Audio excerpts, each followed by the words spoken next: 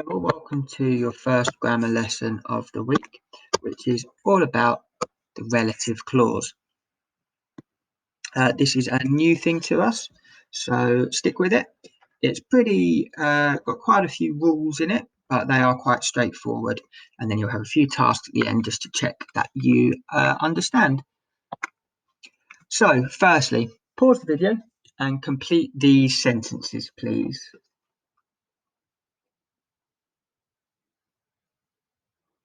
Okay, welcome back. So hopefully you had a chance to at least have a go at these. This is just a recap of some knowledge. So let's have a look at some model answers. Your answers, of course, don't have to have been these word for word, as long as you are talking about them and getting the gist. So clauses. Clauses are sentences or parts of sentences that contain a subject, object, and a verb. So clauses is just another way that we talk about sentences, basically. Independent clauses are clauses which are full sentences in their own right. They make complete sense on their own. Sometimes we might refer to these as the main clause, but we prefer to use the term the independent clause because it's independent. It stands on its own. Subordinate clauses are extra bits of information that aren't a full sentence on their own. They're linked to a main clause. We might link them using punctuation, such as semicolons, brackets, dashes, colons, or we might link them using conjunctions. Relative clauses then. Well, I hope you had a guess at what relative clauses could be. We're going to discuss now what they actually are. So the relative clause. A relative clause can be used to give additional information about a noun. So it's really important that we stop here, make sure we're confident with a definition of what a noun is. A noun is obviously, it's different from a verb, which is a doing word or an action word, and it's not an adjective, which is a word which describes a noun. A noun is a person, place, or thing, essentially. It can be the subject or object of our sentence. Let's have a look at the sentence below. I won't stand by the man who smells of slime. There are a few nouns in there, one of which is man and one of which is slime. So they are the things in the sentence, basically. The relative clause gives extra information about the noun, and they are introduced by a relative pronoun, such as which or who. For example, I won't stand by the man who smells of slime. You can see we have an independent clause, I won't stand by the man. That makes sense on its own, that sentence. And then we have a relative clause, who smells of slime.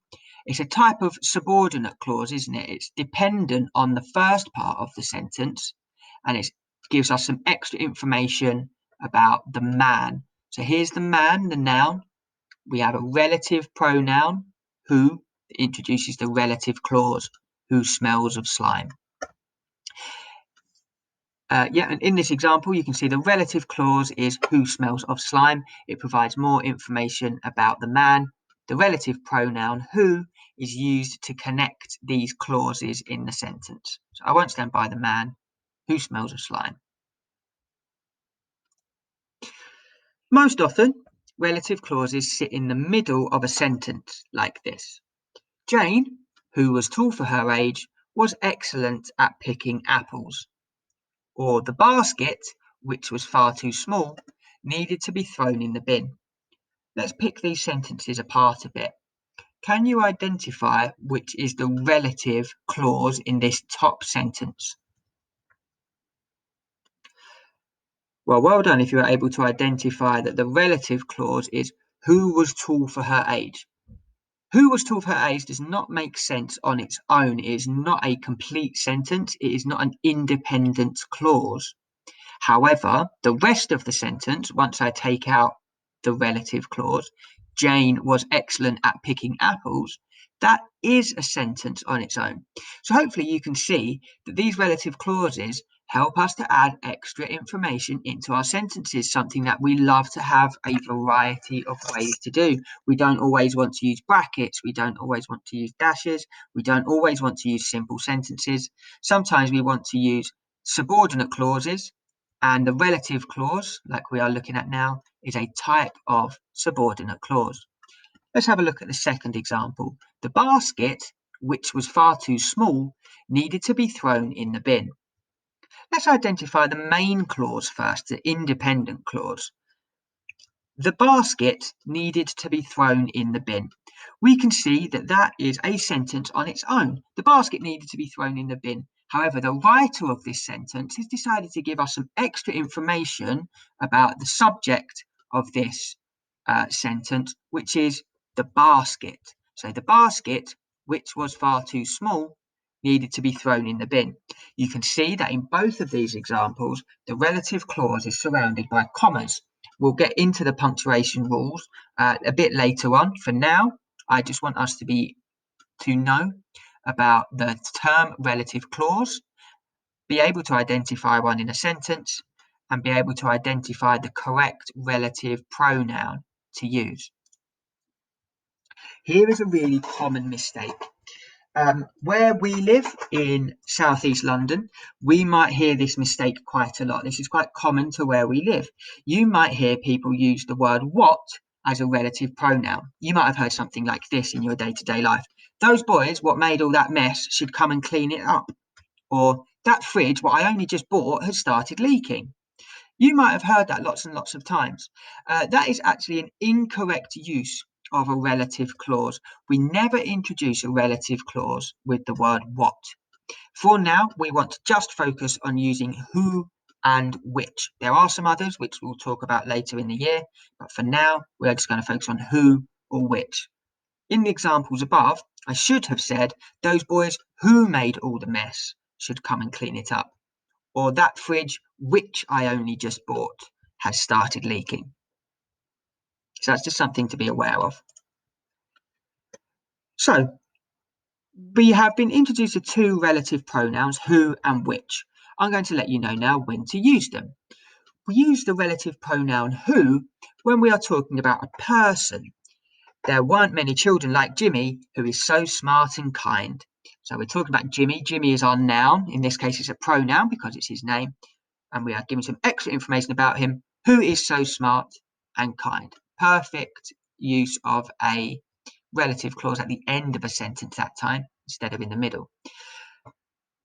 I wouldn't like to say there weren't many children like Jimmy, which is so smart and kind. It doesn't sound right, and it also is incorrect. When we are talking about a person, we refer to that person as who. That is the relative pronoun which links to people. There is some grey area in this. If you are talking about a pet, for example, if you said the dog, which is really smelly, or the dog who is really smelly, both of those in the right context would be okay. So that's just a little bit of a grey area when you're talking about pets and things like that. So we're going to avoid that for the purposes of this lesson. We use the relative pronoun which, usually to refer to an object or a thing. I know it was the egg which came before the chicken. The famous which came first, the chicken or the egg. You want to say I know it was the egg which came before the chicken, because the egg in this sense is an object, and so therefore we are referring to it with the relative pronoun which. Your turn then. Let's look at these common relative clauses, which and who. Sorry, these common relative pronouns, which and who, and try and work out which one goes in the gap. Let's do the first one. It was that group of boys made all of the mess. It was that group of boys made all of the mess. The second one, the dog is very grumpy, likes to be left alone. Pause the video now, and if you are working with someone, this would be a great time to discuss. And if you're not, try and put the relative pronouns into the sentence.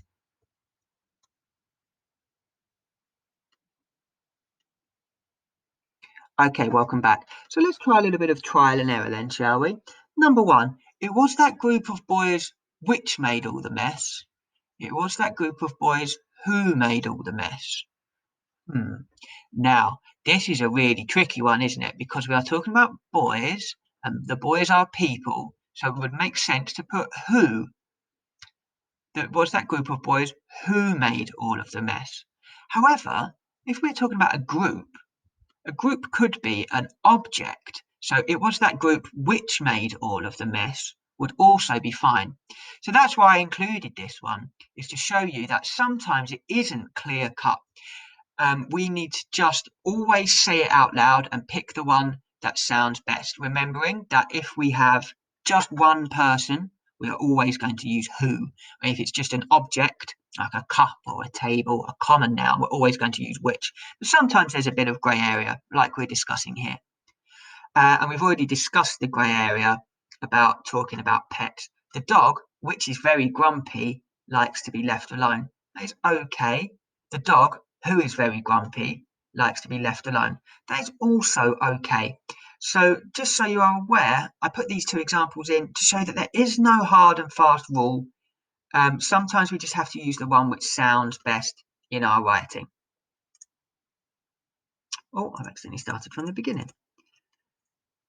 Where were we? Here we were. Oh, it was the end anyway. Okay, let's move over to your independent task then, shall we? Your independent task is pretty straightforward, should not be taking you too long. Your first task is to just explain what the relative clause is, what a relative clause is, and give an example. And then tell me underneath, when do we use the relative pronoun who, and when do we use the relative pronoun which? Then you're going to have a go on your own. Just 3 examples. Please try and do at least 3. They don't have to be particularly long sentences. They can be about anything you like. They can be about your hobbies. They can be about your interests. They can be about your friends or your family, your hopes or your dreams. All of those are absolutely fine. But the first 3 must contain a relative clause which has who in it, the relative pronoun who, and the final ones must have 3 relative clauses with the relative pronoun which in them. If you are super duper stuck, you can use some of the examples from this lesson already to try and get the ball rolling. So just a short task for you to do there. I hope you enjoy it. Over to you.